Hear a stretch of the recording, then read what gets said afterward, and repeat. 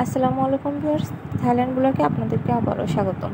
যেহেতু থাইল্যান্ড একটা Buddhist country, এখানে প্যাগোডাই বেশি। তো আমরা আজ এসেছি ওয়াটো মঙ্কননিমি টেম্পলে।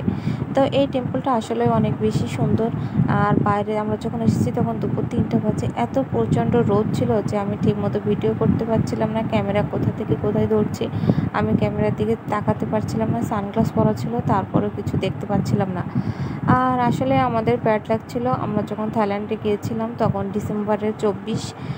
তো সেই সময় আসলে থাইল্যান্ডের ওল্ড টাউনের যে মেইন অ্যাট্রাকশান বৌদ্ধ মূর্তিটা বিগ বুদ্ধা, সেটা বন্ধ ছিল, কারণ ওদের কিছু কনস্ট্রাকশনের কাজ চলছিল। তো যাই হোক, কিছুই তো করার নাই, বিগ বুদ্ধা তো আর দেখতে পারলাম না। তো যার কারণে এখানে আমরা এই টেম্পলে এসেছি। তো আমরা টেম্পলের বাইরে থেকে ঘুরে দেখবো। আমরা টেম্পলের ভিতরেও গিয়েছিলাম। টেম্পলের ভিতরে অনেকগুলো বৌদ্ধ মূর্তি রয়েছে। তো এই যে আমরা আসলে যে কোনো পবিত্র স্থানে জুতা খুলে যাওয়া উচিত। তো আমরা আমাদের জুতা খুলেই আমরা ভিতরে প্রবেশ করেছি। তো এখানে ছোট ছোট অনেকগুলো ওই টেম্পলের মতো করে সাজানো আছে। তো আমি সিঁড়ি দিয়ে এটার উপরে উঠে যাচ্ছিলাম যে আমি ঘন্টা বাজাবো।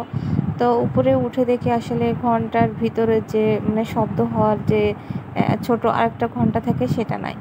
তো যাই হোক, আমি নেমে চলে আসলাম। আর আমাদের যেহেতু একদিনের মধ্যে পুরো ফুকেটটা ঘুরে দেখতে হবে, তো যার কারণে আমরা বেশি সময় নিচ্ছিলাম না।